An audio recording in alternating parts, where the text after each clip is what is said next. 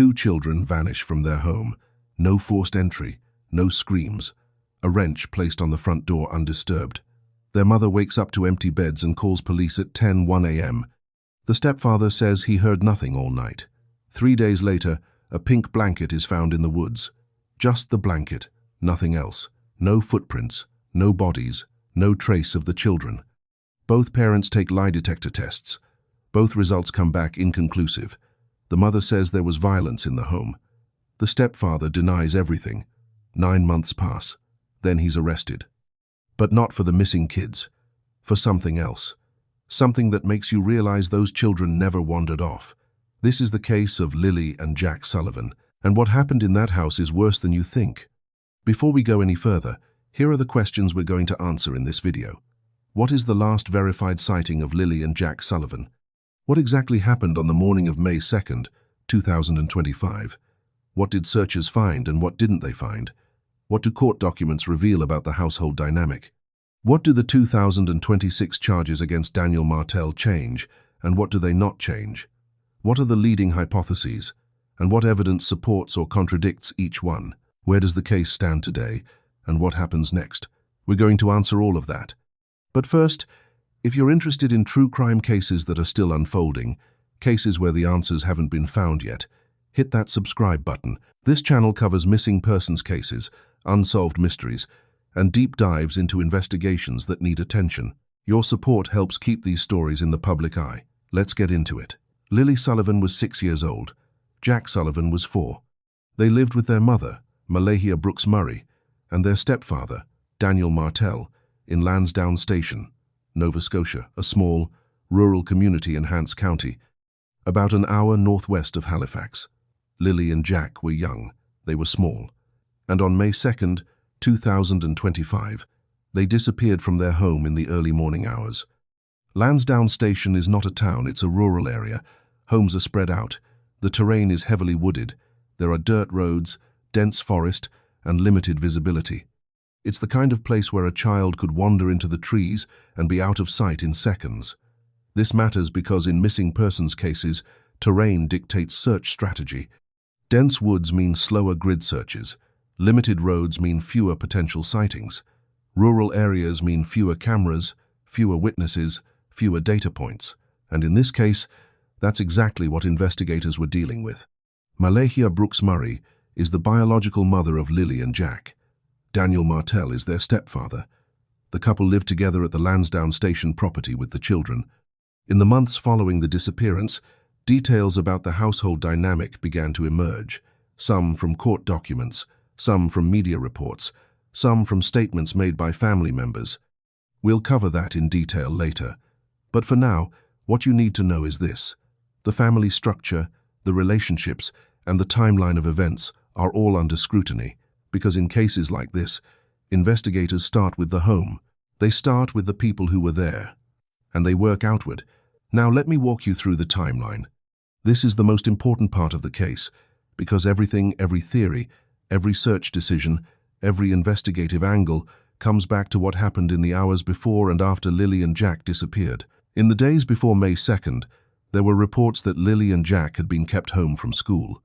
The exact reasons for this have not been publicly confirmed, but it's a detail that investigators would have noted early on. The last publicly reported sighting of the children was on May 1st, 2025, the day before they disappeared. According to reports, they were seen at the family home. There are no confirmed reports of the children being seen outside the home, at a store, or in the community in the immediate days leading up to their disappearance. This is significant because it narrows the window. If the children were last seen at home on May 1st and they were reported missing on the morning of May 2nd, then the critical window is roughly 12 to 18 hours. That's the time frame investigators had to reconstruct. On the morning of May 2nd, 2025, Malahia Brooks Murray called 911 at 10:01 a.m. to report that her children were missing. According to reports, she stated that she had last seen Lilly and Jack in their beds the night before, and when she woke up that morning, they were gone. Daniel Martell, the stepfather, reportedly told investigators that he had placed a wrench on the front door the night before. When he checked the door in the morning, the wrench was still there undisturbed. This suggested that no one had used the front door to leave. Police found no signs of forced entry at the home. The backsliding door, which was reportedly silent and easy to open, was identified as the most likely exit point. The implication was that the children could have left through that door without waking anyone in the house. But here's the problem. Lilly was 6, Jack was 4. It was early May in Nova Scotia, still cold at night. The area around the home was heavily wooded, with no streetlights, no nearby neighbors within immediate sight, and no clear path leading away from the property. For 2 small children to leave the house in the early morning hours, walk into the woods, and vanish without a trace, it's not impossible, but it raises questions. Why would they leave? Where would they go? And how did they disappear so completely? Within hours of the 911 call, the Royal Canadian Mounted Police, the RCMP, responded to the scene. Search teams were deployed immediately. The first 24 hours in a missing child case are critical. Statistically, the chances of finding a child alive decrease significantly after the first day, so the response was swift. Ground search and rescue teams began combing the area around the home. Volunteers from the community joined the effort. The woods surrounding the property were dense, but searchers moved through them methodically, calling out the children's names, looking for any sign, clothing, footprints, disturbances in the brush. By the end of the first day, there was nothing. No trace of Lilly or Jack, no clothing, no footprints, no signs of a struggle. Nothing. The search continued into the second and third days. The RCMP brought in additional resources. Drones were deployed to cover areas that were difficult to access on foot. Cadaver dogs were brought in to search for scent trails. Helicopters flew overhead, scanning the terrain from above. Dive teams were called in to search bodies of water in the area. The search expanded beyond the immediate property, covering thousands of acres of forest, fields, and rural roads. And still nothing. By the end of the first 72 hours, the case had escalated from a local search effort to a provincial investigation. The RCMP held press conferences, appealing to the public for information.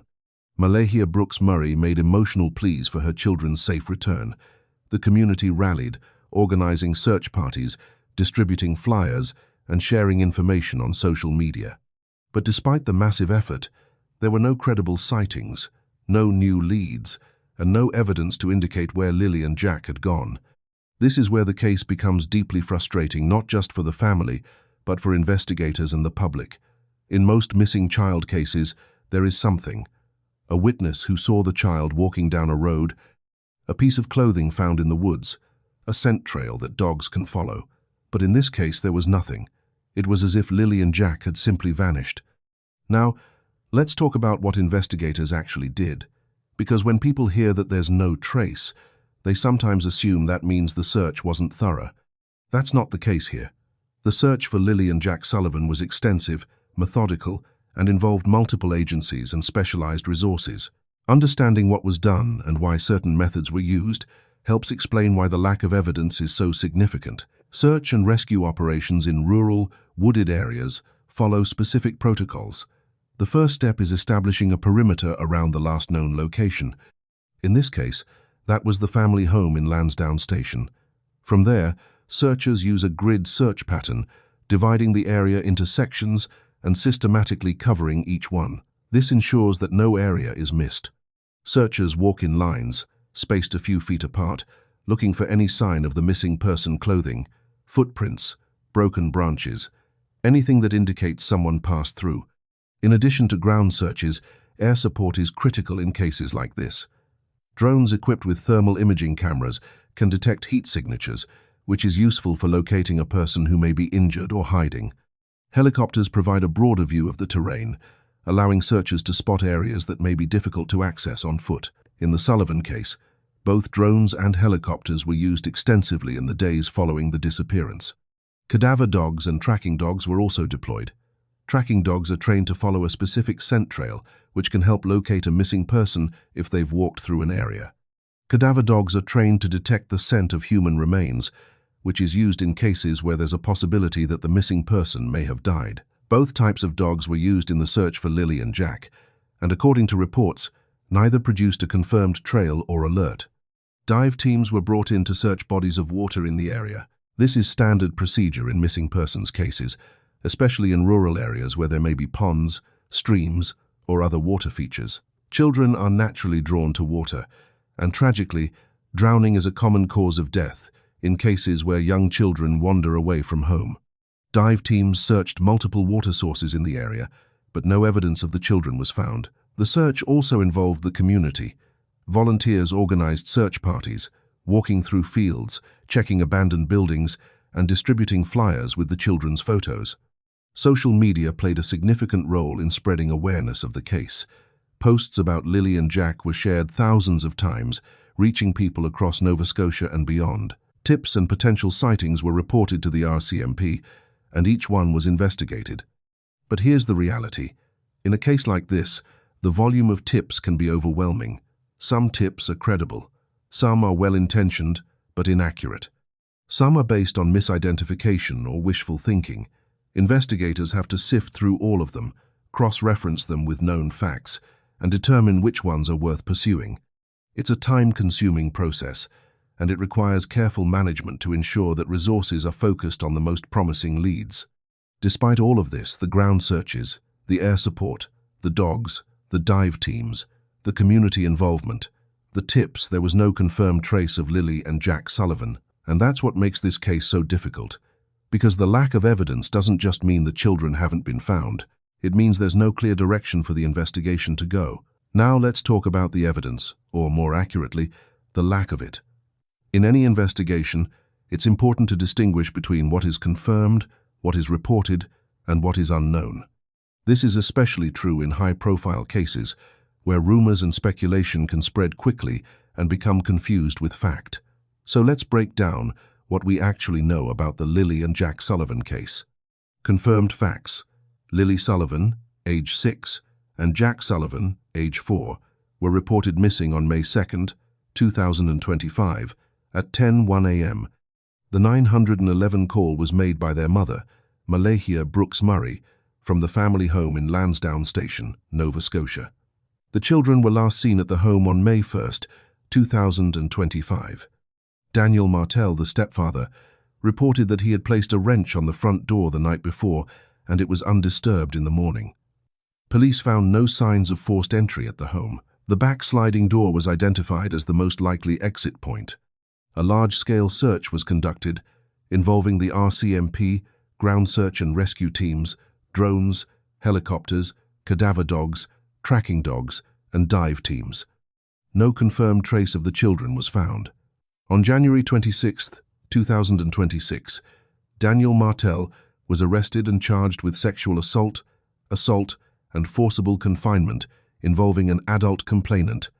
The alleged incidents occurred between September 1, 2024 and March 30, 2025. These charges are not directly related to the disappearance of Lilly and Jack, reported but not independently confirmed. There are reports that Lilly and Jack were kept home from school in the days leading up to their disappearance. The specific reasons for this have not been publicly confirmed. There are reports that Malahia Brooks Murray and Daniel Martell both took polygraph tests.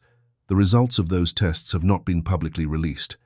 There are reports that a pink blanket belonging to one of the children was found during the search. The exact location and significance of this item have not been confirmed by police. Unknown or unconfirmed. The exact time the children left the home is unknown. Whether the children left on their own or were taken is unknown. Whether there was any third-party involvement is unknown. The specific details of the household dynamic on the night of May 1st and the morning of May 2nd have not been fully disclosed. This is the evidence ledger, and as you can see, there's a lot we don't know. That's not unusual in an active investigation. Police don't release every detail to the public, especially if it could compromise the case. But it does mean that any theory about what happened has to be built on a limited set of confirmed facts. Now let's talk about the household dynamic. In the months following the disappearance, details began to emerge about the relationship between Malahia Brooks Murray and Daniel Martell. Some of these details came from court documents, some came from statements made by family members, and some came from media reports. It's important to handle this information carefully, because allegations are not the same as proven facts. But they are part of the public record, and they are relevant to understanding how the investigation unfolded. According to reports, Malahia Brooks Murray has alleged that Daniel Martell was physically abusive toward her. She has stated that she was afraid of him and that the abuse occurred during the time they were living together. Martell has denied these allegations. In cases involving domestic violence, investigators pay close attention to the dynamics within the household. This is not because they assume guilt, it's because domestic conflict can be a risk factor in cases involving missing or harmed children. Investigators look at the relationships, the stressors, the history of conflict, and the statements made by everyone involved. Court documents reportedly show that there were tensions within the household. The exact nature of those tensions and how they may or may not relate to the children's disappearance has not been publicly confirmed. But it's clear that investigators have been examining the family dynamic as part of their investigation. This is standard procedure. In cases where children go missing from their home, investigators start with the people who were there. They interview family members, they look at phone records, they examine financial records, they review any history of conflict or instability. They do this not to assign blame, but to build a complete picture of what was happening in the home at the time of the disappearance. It's also important to note that in cases like this, public perception can shift quickly. When children go missing, the initial response is often sympathy and support for the family. But as details emerge, especially details involving allegations of abuse or criminal charges, that sympathy can turn to suspicion. This is what happened in the Sullivan case. After Daniel Martell was charged in January 2026, public opinion shifted. People began to question whether the charges were connected to the children's disappearance. They began to scrutinize the family's statements and behavior, and they began to speculate about what might have happened. But here's what we have to remember. The charges against Daniel Martell involve an adult complainant. They are not directly related to Lilly and Jack. The RCMP has not publicly stated that Martell is a suspect in the children's disappearance, and as of now, no one has been charged in connection with the case. That doesn't mean the charges are irrelevant, they're not. They provide context, they raise questions, but they are not proof of what happened to Lilly and Jack. On January 26, 2026, Daniel Martell was arrested and charged with sexual assault, and forcible confinement. The charges involve an adult complainant, and the alleged incidents occurred between September 1, 2024 and March 30, 2025. This means the alleged offenses took place in the months leading up to the children's disappearance. The charges are serious. Sexual assault, and forcible confinement are violent crimes. And the fact that they allegedly occurred in the same time frame as the children's disappearance is significant. But here's what the charges do not tell us. They do not tell us what happened to Lilly and Jack. They do not prove that Martell was involved in their disappearance. They do not provide evidence of where the children are or what happened to them. What the charges do is change the context of the case. They provide information about Martell's alleged behavior during the time leading up to the disappearance. They raise questions about his credibility and his character, and they give investigators additional grounds to scrutinize his statements and actions. In the court of public opinion, the charges were damning. Social media exploded with speculation. People pointed to the charges as evidence that Martell must be involved in the children's disappearance. Some called for his arrest in connection with the case. Others demanded that the RCMP release more information. But the reality is more complicated. The charges are part of the picture, but they are not the whole picture. And until investigators have evidence directly linking Martell or anyone else to the children's disappearance, the case remains open and unresolved. So what could have happened? Let's walk through the leading hypotheses. These are not accusations.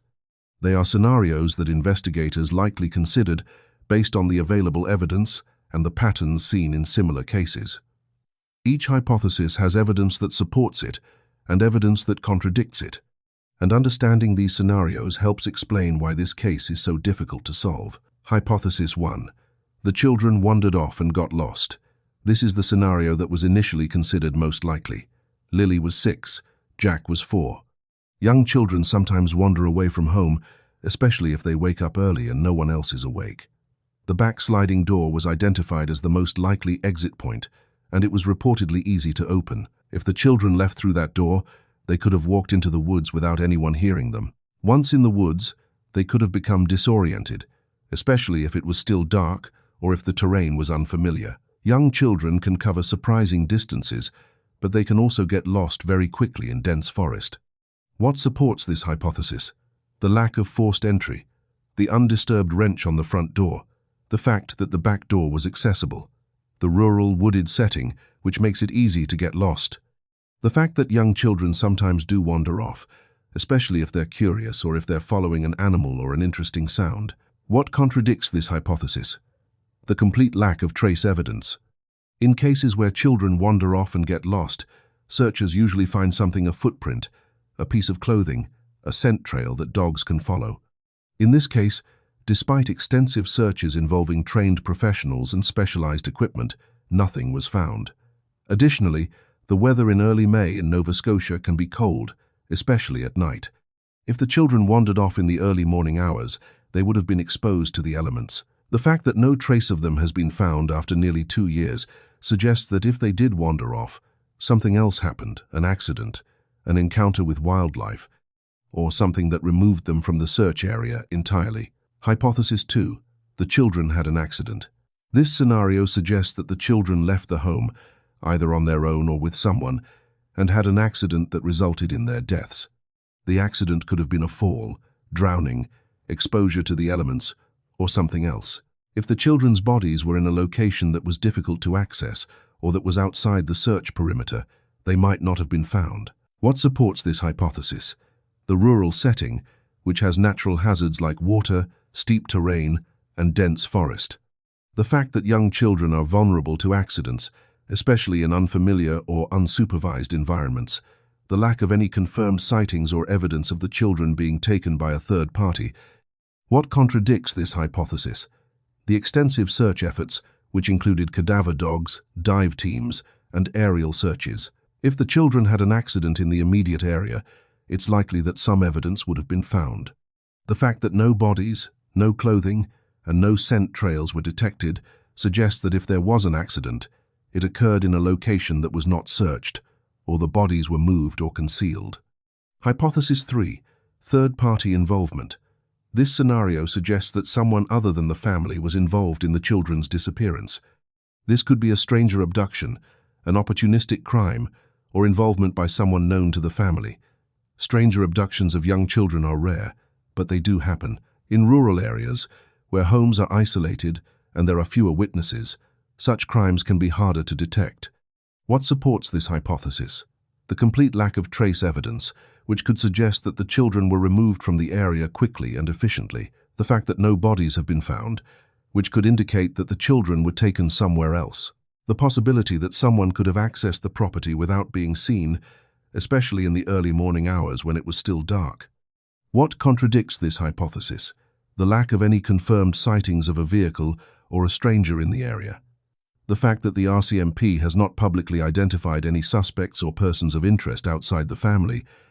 The logistical difficulty of abducting 2 young children from a home without leaving any evidence or being seen. Hypothesis 4.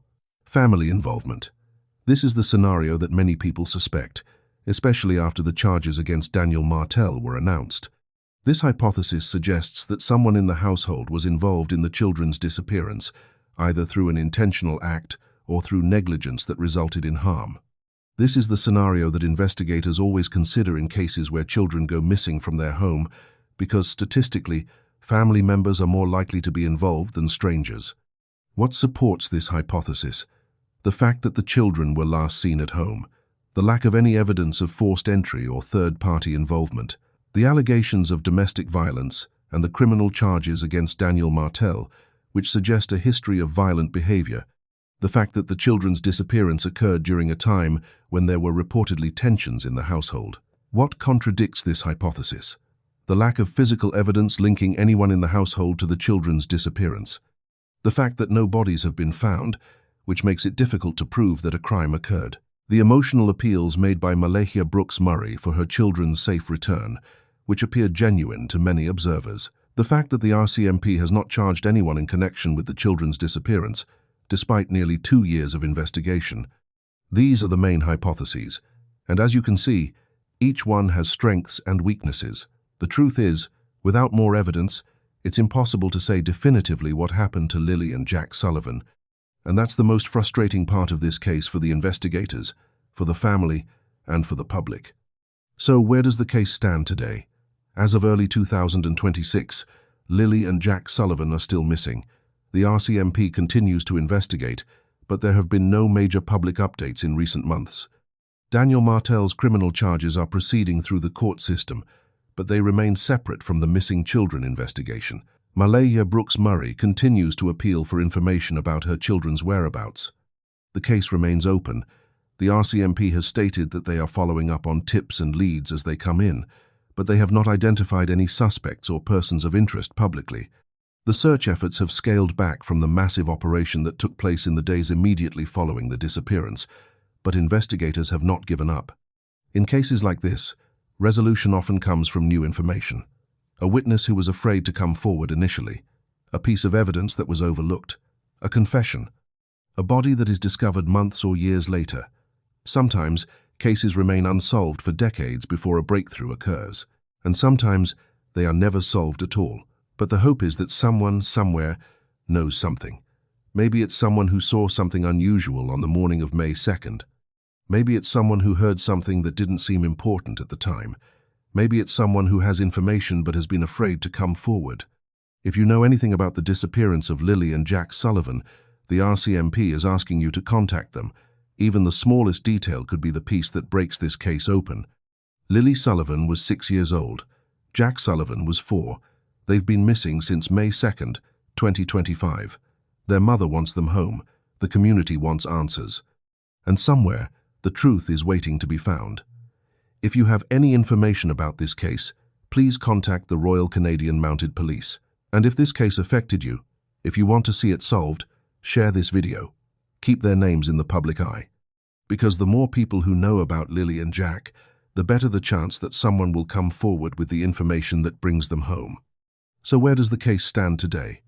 As of early 2026, Lilly and Jack Sullivan are still missing. The RCMP continues to investigate, but there have been no major public updates in recent months. Daniel Martell's criminal charges are proceeding through the court system, but they remain separate from the missing children investigation. Malaya Brooks Murray continues to appeal for information about her children's whereabouts. The case remains open. The RCMP has stated that they are following up on tips and leads as they come in, but they have not identified any suspects or persons of interest publicly. The search efforts have scaled back from the massive operation that took place in the days immediately following the disappearance, but investigators have not given up. In cases like this, resolution often comes from new information. A witness who was afraid to come forward initially, a piece of evidence that was overlooked, a confession, a body that is discovered months or years later. Sometimes, cases remain unsolved for decades before a breakthrough occurs, and sometimes they are never solved at all. But the hope is that someone, somewhere, knows something. Maybe it's someone who saw something unusual on the morning of May 2nd. Maybe it's someone who heard something that didn't seem important at the time. Maybe it's someone who has information but has been afraid to come forward. If you know anything about the disappearance of Lilly and Jack Sullivan, the RCMP is asking you to contact them. Even the smallest detail could be the piece that breaks this case open. What makes this case particularly haunting is not just the absence of the children, but the absence of answers. In most missing persons cases, even unsolved ones, there are theories that feel more likely than others. There are pieces of evidence that point in a certain direction. There are witnesses who saw something, even if what they saw doesn't solve the case. But with Lilly and Jack Sullivan, there's almost nothing. The investigation has been thorough. The search has been extensive, the public attention has been significant, and yet, nearly 2 years later, we're no closer to knowing what happened than we were on May 2nd, 2025. This raises uncomfortable questions. Questions about what investigators know that they're not sharing. Questions about whether the right people are being looked at. Questions about whether the children are still alive, and if not, where their bodies could be. These are questions that don't have easy answers, and in some cases, they may never have answers at all. But there are also questions about what the public can do. In cases like this, public pressure matters, media attention matters, keeping the case in the public eye matters. Because the reality is, most cases are solved not through brilliant detective work alone, but through information that comes from the public.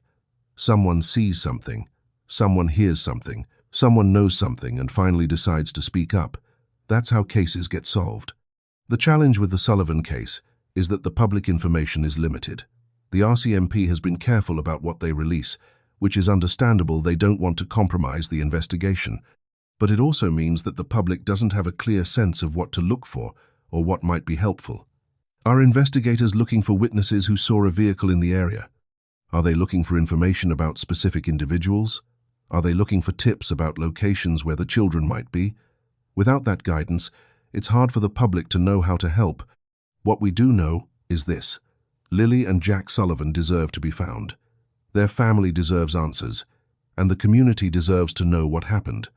Whether those answers come from a breakthrough in the investigation, a tip from the public, or a confession from someone involved, the hope is that they come soon. There's also the question of what happens next in terms of the legal process. Daniel Martell is facing serious criminal charges involving an adult complainant. Those charges are unrelated to the children's disappearance, but they are part of the broader context of this case. If Martell is convicted, he will face significant prison time. If he's acquitted, the charges will be dropped, but the allegations will remain part of the public record. Either way, the outcome of those charges could have implications for how the public views the missing children case. It's also possible that the criminal proceedings could generate new information.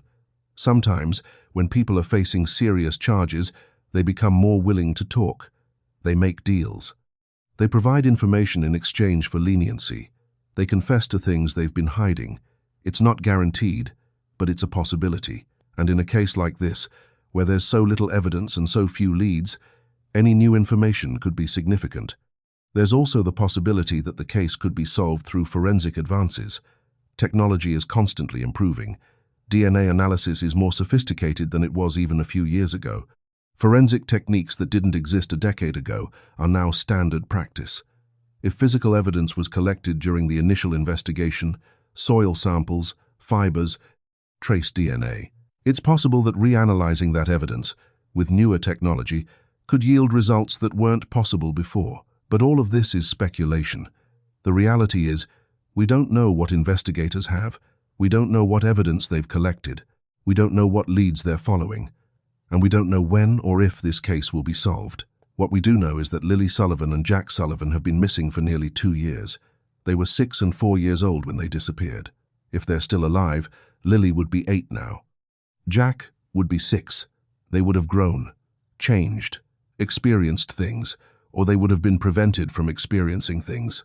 Either way, 2 years is a long time in the life of a child, and every day that passes without answers is another day that their family has to live with the uncertainty. The emotional toll of a case like this cannot be overstated. For Malahia Brooks Murray, the mother, every day is a reminder that her children are gone, and she doesn't know why. For the extended family, the friends, the community members who knew Lilly and Jack, the disappearance is a wound that hasn't healed. For the investigators, it's a case that weighs on them, a puzzle they haven't been able to solve despite their best efforts. And for the public, it's a reminder that terrible things can happen even in small, quiet communities, and that sometimes those terrible things go unexplained. There's also the question of how cases like this affect other families. When children go missing and aren't found, it creates fear. Parents become more protective, communities become more suspicious. Trust erodes. And while that fear is understandable, it's also tragic, because it means that the impact of the disappearance extends far beyond the immediate family. It affects everyone who hears about it, everyone who imagines what it would be like if it happened to them, everyone who looks at their own children and feels a chill of fear. But fear shouldn't be the only response. Action should be the response. Awareness should be the response. Vigilance should be the response. Because the reality is, most children who go missing are found. Most cases are solved. Most families get answers, even if those answers are painful. And the reason they get answers is because people pay attention, because people share information, because people refuse to let the case be forgotten. That's what needs to happen with Lilly and Jack Sullivan. This case cannot be allowed to fade into obscurity. It cannot become just another unsolved mystery that people talk about for a few weeks and then forget. These were real children. They had lives. They had futures. And someone, somewhere, knows what happened to them. If you're watching this video, you're part of keeping this case alive. By watching, by sharing, by talking about it, you're ensuring that Lilly and Jack's names don't disappear the way they did. You're ensuring that investigators know the public is still paying attention. You're ensuring that if someone out there has information, they know that people still care, that it's not too late to come forward, that doing the right thing still matters. The RCMP has set up a tip line for information related to this case. If you know anything at all about the disappearance of Lilly and Jack Sullivan, please contact them. You can remain anonymous. You don't have to give your name. You don't have to testify in court. You just have to share what you know, because even the smallest piece of information could be the one that breaks this case open. And if you don't have information, but you want to help, share this video. Share it on social media. Share it with people who might know something. Share it with people who live in Nova Scotia, who might have been in the area, who might have seen something without realizing it was important. The more people who see this, the better the chance that someone with information will come forward. Lilly Sullivan was 6 years old. Jack Sullivan was 4. They've been missing since May 2nd, 2025.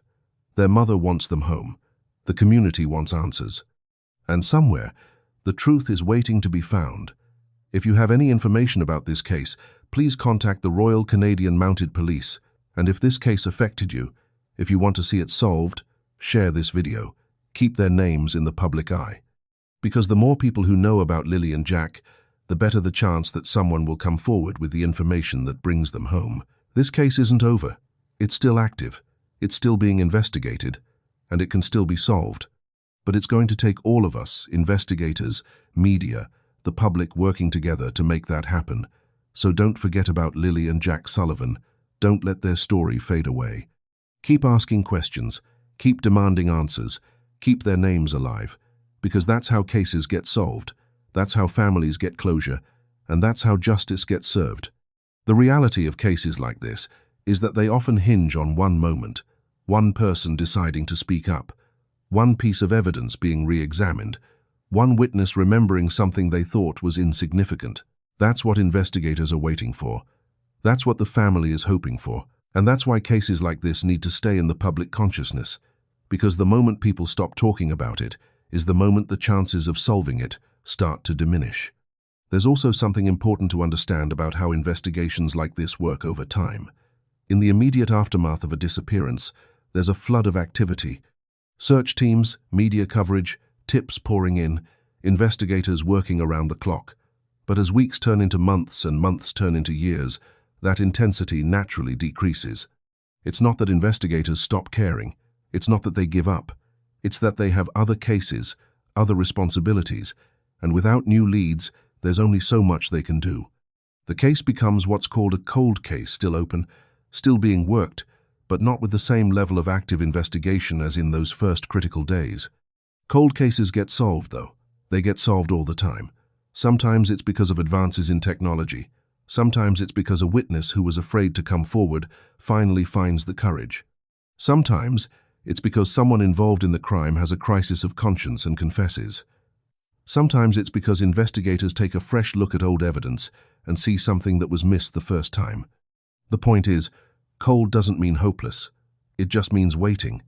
And in cases involving missing children, that waiting is excruciating. For Malahia Brooks Murray, that waiting has been nearly 2 years of not knowing if her children are alive or dead, not knowing if they're suffering or if they suffered, not knowing if they're being held somewhere, or if they're lost in the woods, or if something worse happened.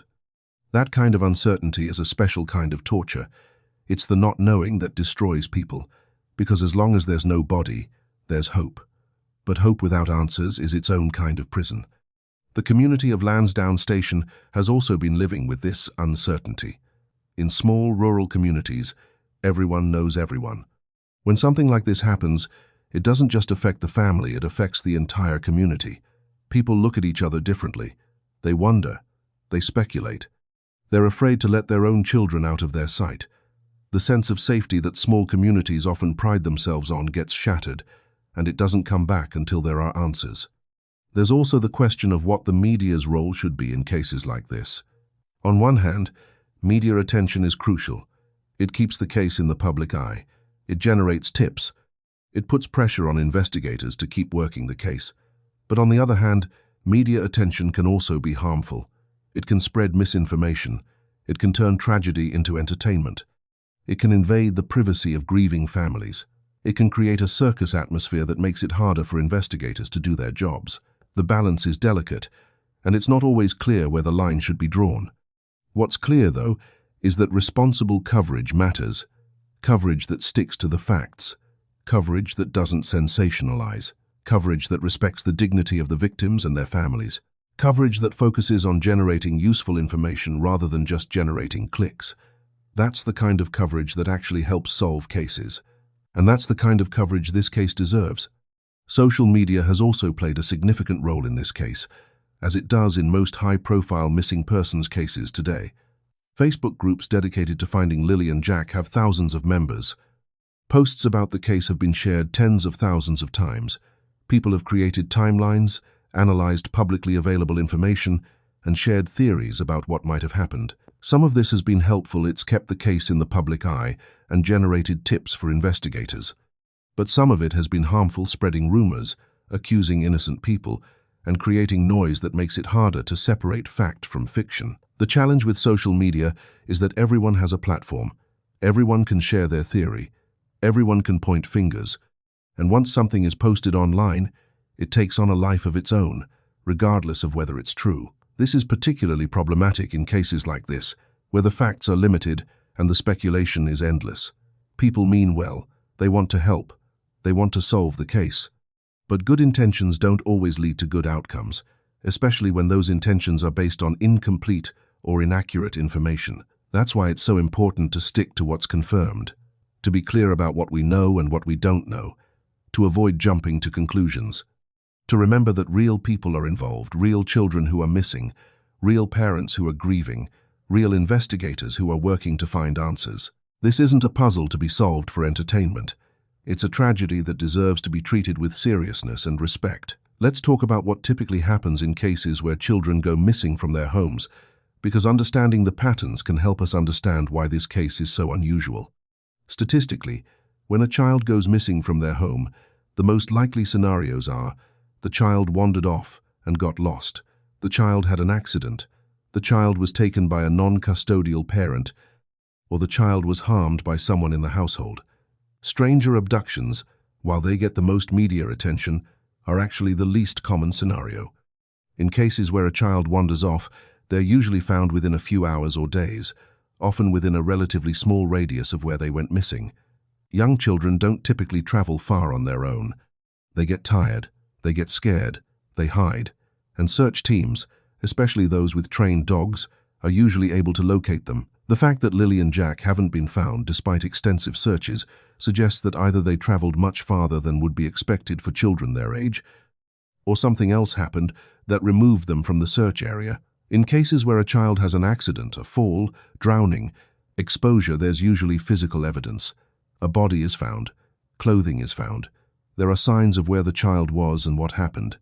The complete absence of any physical evidence in this case is highly unusual. It's not impossible. Bodies can be hidden, evidence can be destroyed, terrain can be difficult, but it's unusual enough that it raises questions.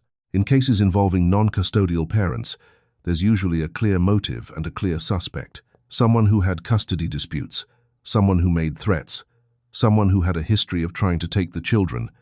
There's no indication that this is what happened in the Sullivan case. Both parents were living in the home. There's no reported custody dispute. This scenario doesn't seem to fit. That leaves the scenario that no one wants to consider, but that investigators always have to: harm by someone in the household. This is the scenario that the public has increasingly focused on, especially after Daniel Martell was charged with violent crimes against an adult. The logic is understandable. If he was capable of violence against an adult, could he have been capable of violence against the children? If there was domestic violence in the home, could the children have been caught in the middle of it? If something happened to the children, an accident, a moment of rage, something unintended, could someone in the household have panicked and tried to cover it up? These are the questions that investigators have almost certainly been asking. They're the questions that the evidence or lack of evidence seems to point toward. But questions aren't answers. Suspicions aren't proof. And without physical evidence, without a body, without a confession, it's extraordinarily difficult to prove what happened. This is where the case currently sits, in a kind of limbo. There's not enough evidence to charge anyone. There's not enough information to definitively say what happened. But there's also too much that doesn't add up for this to be a simple case of two children wandering off and getting lost. Something happened in or around that house on the morning of May 2nd, 2025. Something that resulted in two children disappearing without a trace. And until someone comes forward with information, or until physical evidence is found, we may never know what that something was. But here's what we can do. We can keep talking about this case. We can keep sharing information. We can keep putting pressure on investigators to continue working it. We can keep Lilly and Jack's names and faces in the public eye. We can make sure that anyone who has information knows that it's not too late to come forward, that people still care, that there's still a chance for justice. We can also learn from this case. We can pay attention to the warning signs of domestic violence. We can take allegations of abuse seriously. We can create systems and support structures that protect vulnerable children. We can be more vigilant in our own communities. We can teach our children about safety without terrifying them. We can be the kind of neighbors and community members who notice when something seems wrong and who aren't afraid to speak up. Because the truth is, cases like this don't happen in a vacuum. There are almost always warning signs. There are almost always people who saw something, heard something, suspected something. The question is whether those people feel empowered to act on what they know, whether they feel like they'll be believed, whether they feel like it will make a difference. And that's on all of us, to create a culture where speaking up is encouraged, where concerns are taken seriously, where protecting children is everyone's responsibility. Lilly and Jack Sullivan deserved better. They deserved to grow up. They deserved to be safe. They deserved to have their childhood. Whatever happened to them, it wasn't their fault. They were 6 and 4 years old. They were innocent. They were vulnerable. And they depended on the adults in their lives to protect them. Now they depend on all of us to find them, to find out what happened, to make sure that whoever is responsible is held accountable, to make sure that their story doesn't end with them simply disappearing and being forgotten. So, if you've watched this far, thank you. Thank you for caring. Thank you for paying attention. Thank you for being willing to sit with the discomfort of a case that doesn't have easy answers. Now take the next step. Share this video. Talk about this case. Keep Lilly and Jack's names alive. And if you know anything at all, contact the RCMP. You could be the person who finally brings these children home. This is the case of Lilly and Jack Sullivan, two children who vanished from their home in Lansdowne Station, Nova Scotia, on May 2nd, 2025. Two children who deserve to be found, two children who deserve justice, and two children whose story isn't over yet. The investigation into the disappearance of Lilly and Jack Sullivan has been one of the most complex and challenging cases the Royal Canadian Mounted Police has handled in recent years. To understand why this case has been so difficult to solve, we need to look at the specific challenges that investigators have faced from the very beginning. First, there's the issue of the crime scene itself, or rather, the lack of a clear crime scene. In most criminal investigations, there's a location where the crime occurred. There's physical evidence. There are signs of what happened. But in this case, investigators don't even know for certain that a crime occurred. The children are missing, yes, but missing doesn't automatically mean abducted or harmed. It could mean they wandered off. It could mean they had an accident. It could mean any number of things. Without a body, without evidence of violence, without witnesses, investigators are working with almost nothing. This creates a fundamental problem for the investigation. Where do you focus your resources?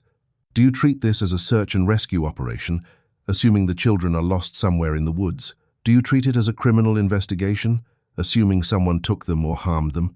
Do you treat it as both?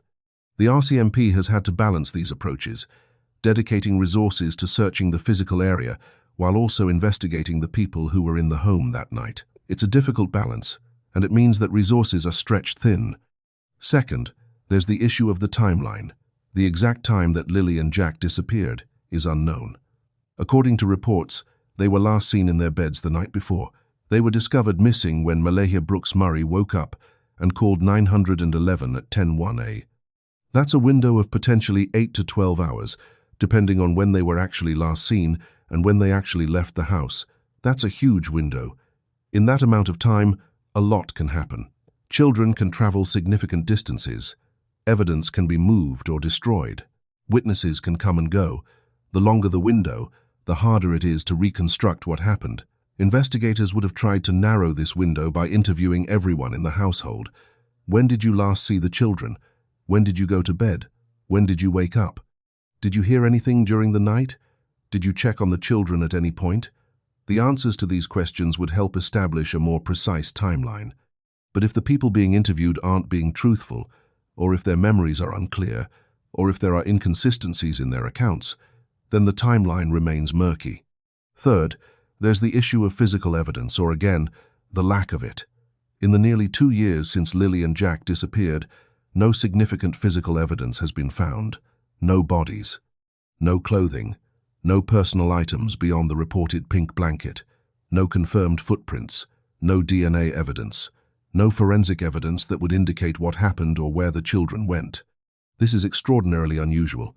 Even in cases where bodies are hidden or destroyed, there's usually something, a trace of blood, a fiber, a hair, something that forensic investigators can work with. But in this case, there's been nothing publicly reported. This raises several possibilities. One is that the children did wander off and are somewhere that hasn't been searched yet. The area around Lansdowne Station is vast. There are thousands of acres of forest, numerous bodies of water, abandoned buildings, old wells, caves, and other locations where small bodies could be hidden or could have ended up accidentally. Despite the extensive searches, it's possible that the children are in a location that simply hasn't been found yet. Another possibility is that the children were removed from the area entirely. If someone took them, either to harm them or to hide them, they could have been transported away from Lansdowne Station. They could be buried somewhere far from the search area. They could be in a different province. They could be anywhere. Without witnesses who saw a vehicle leaving the property, without surveillance footage, without any evidence of where they might have been taken, investigators have no way to narrow down the search area. A third possibility is that evidence was destroyed or concealed. If something happened to the children in or near the home, and if someone wanted to hide that fact, they would have had time to clean up evidence, dispose of bodies, and create a story that would explain the children's absence. This is the scenario that many people suspect, especially given the charges against Daniel Martell and the allegations of violence in the home. But suspicion isn't evidence, and without physical proof, it's nearly impossible to prove this scenario in court.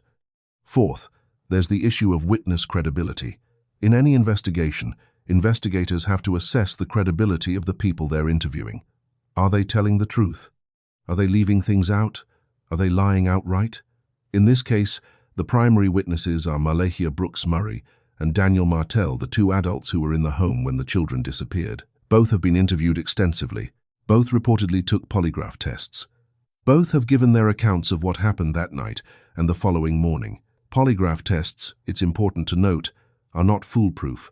They're not admissible as evidence in Canadian courts because they're not considered reliable enough. People can pass polygraph tests while lying, and people can fail polygraph tests while telling the truth.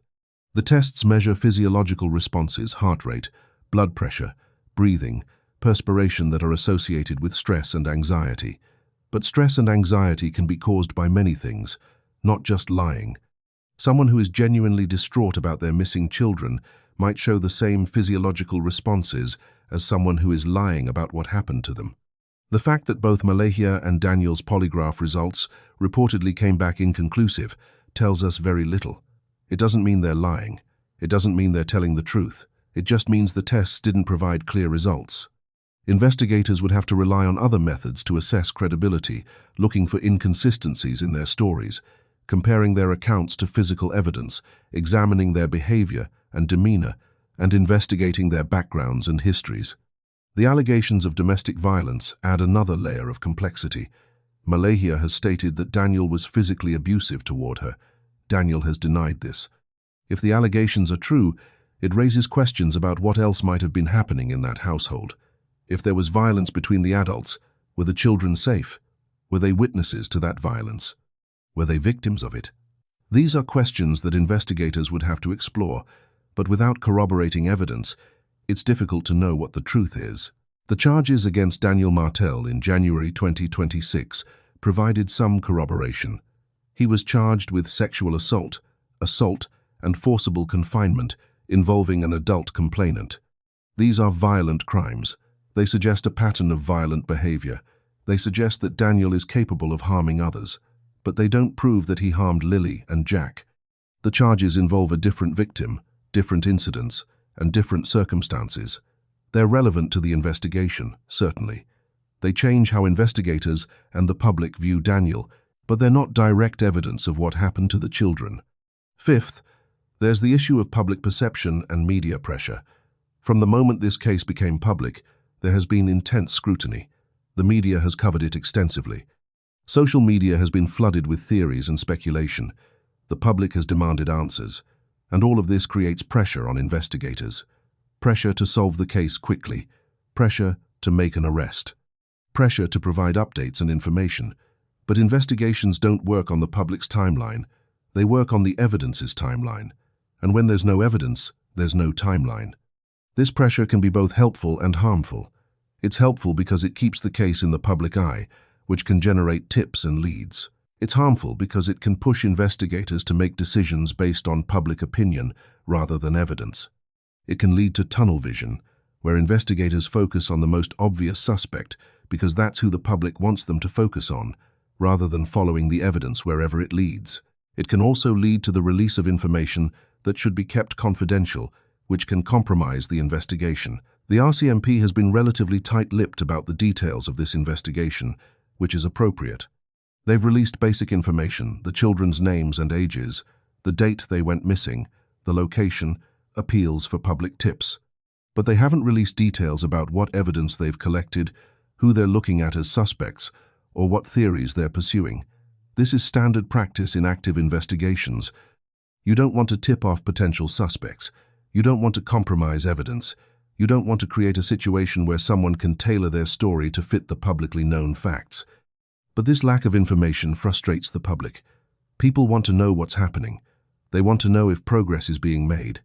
They want to know if their tips are being followed up on. They want to know if an arrest is imminent. And when they don't get that information, they start to lose faith in the investigation. They start to think that nothing is being done, that the case has been forgotten, that the children don't matter. This isn't true, but it's a perception that can take hold when there's a lack of communication. Sixth, there's the issue of resources. The RCMP is a large organization, but it's not unlimited. They have to allocate resources based on priorities and available evidence. In the immediate aftermath of Lilly and Jack's disappearance, significant resources were dedicated to the case. Search teams, investigators, forensic specialists, all working around the clock. But as time went on and no new evidence emerged, those resources had to be scaled back. Not because the case isn't important, but because there are other cases, other emergencies, other demands on the RCMP's time and personnel. This is the reality of law enforcement. Resources are finite. Decisions have to be made about where to focus those resources. A case with active leads and fresh evidence gets more resources than a case that has gone cold. It's not fair, but it's practical. And it means that cases like the Sullivan case, where there's little evidence and few leads, can languish. Investigators are still working on it. They're still following up on tips. They're still reviewing evidence. But they're not working on it with the same intensity as they were in those first critical days. This is why public attention matters. When a case stays in the public eye, it puts pressure on law enforcement to keep dedicating resources to it. It reminds them that people are watching, that people care, that this case matters. It also generates new tips and leads, which can reinvigorate an investigation. A case that has gone cold can suddenly heat up again if the right piece of information comes in, and that information often comes from the public. Seventh, there's the issue of what happens if the case is never solved. This is the nightmare scenario, but it's a real possibility. Some cases are never solved. Some missing persons are never found. Some families never get answers. It's a harsh reality, but it's one that has to be acknowledged. If Lilly and Jack are never found, if no one is ever charged, if the case remains open and unsolved for years or decades, what does that mean for their family? What does that mean for the community? What does that mean for justice?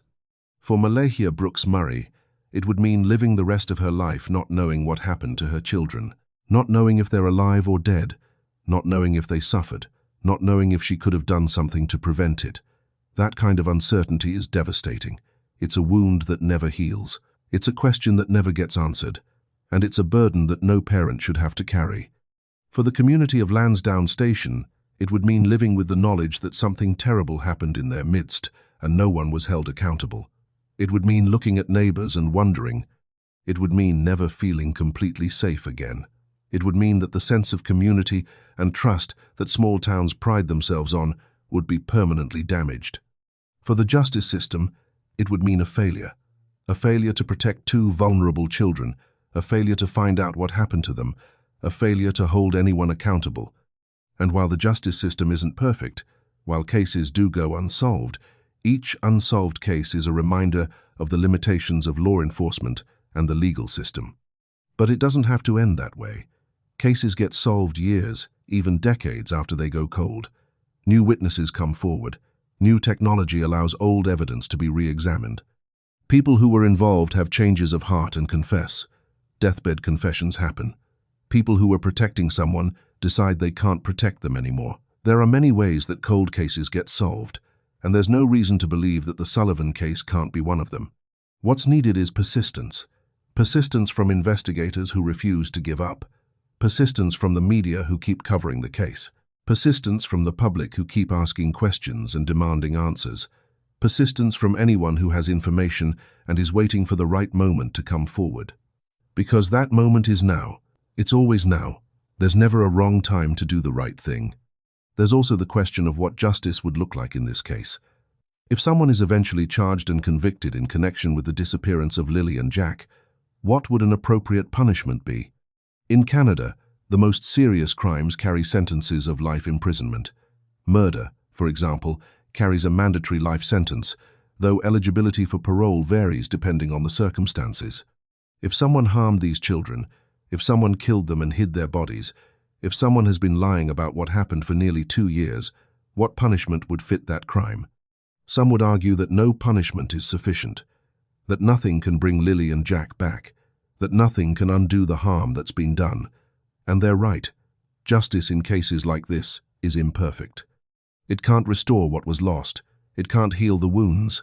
It can only provide accountability. It can only say that what happened was wrong, that someone is responsible, and that there are consequences for that responsibility. But even imperfect justice is better than no justice at all. Even knowing what happened, even if the outcome is tragic, is better than not knowing, because not knowing is its own kind of torture. Not knowing means that every day you wake up and wonder. You see a child who looks like yours and your heart stops.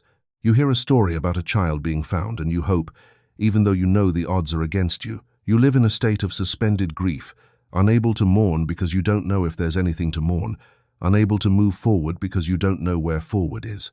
That's what Malahia Brooks Murray has been living with for nearly 2 years. That's what the extended family has been living with. That's what the community has been living with. And that's why this case matters. Not just because 2 children are missing, not just because there are unanswered questions, but because real people are suffering, and that suffering won't end until there are answers. So, what can be done? What can you, as someone watching this video, actually do to help? First, share this video. Share it widely. Share it on Facebook, on Twitter, on Reddit, on whatever platforms you use. The more people who see it, the better the chance that someone with information will come forward. Second, if you live in Nova Scotia, if you were in the Lansdowne Station area in early May 2025, if you saw anything unusual, if you remember anything that seemed off, contact the RCMP. Even if you think it's not important, let them decide that. Even if you're not sure if what you saw is related, report it anyway. Tips that seem insignificant on their own can become significant when combined with other information. Third, pay attention to the children in your own community. If you see signs of abuse or neglect, report it. If you hear something that concerns you, speak up. If you know a family that's struggling, offer help. One of the lessons of cases like this is that they're often preventable. There are usually warning signs. There are usually opportunities for intervention, but those opportunities only matter if people are willing to act on them. Fourth, Support organizations that work to protect children and find missing persons. There are non-profits dedicated to this work. They provide resources for families. They assist in searches. They advocate for policy changes. They keep cases in the public eye. Your support, whether it's financial or volunteer time, or simply spreading awareness, makes a difference. Fifth, don't forget. Don't let this case fade from memory. Don't let Lilly and Jack become just another statistic. Keep their names alive. Keep asking questions. Keep demanding answers. Because the moment we stop caring is the moment cases like this stop getting solved. The disappearance of Lilly and Jack Sullivan is a tragedy. It's a mystery. It's a failure of the systems that are supposed to protect children, but it doesn't have to be the end of the story. The story can still have a resolution. The questions can still be answered. The children can still be found. And whoever is responsible can still be held accountable. But that only happens if we refuse to give up. If we refuse to forget. If we refuse to accept that some questions will never be answered. Lilly Sullivan was 6 years old. She liked to play. She liked to laugh. She had her whole life ahead of her. Jack Sullivan was 4 years old. He was small. He was vulnerable. He depended on the adults in his life to keep him safe. On May 2nd, 2025, both of them disappeared. And nearly 2 years later, we still don't know why. We still don't know how. We still don't know where they are. But we can know. Someone out there knows. And that someone needs to come forward. They need to tell the truth. They need to give this family, this community, and these children the justice they deserve. Because Lilly and Jack Sullivan matter. Their lives mattered. Their disappearance matters. And finding out what happened to them matters. This is their story. This is their case. And this is our responsibility to make sure it doesn't end here.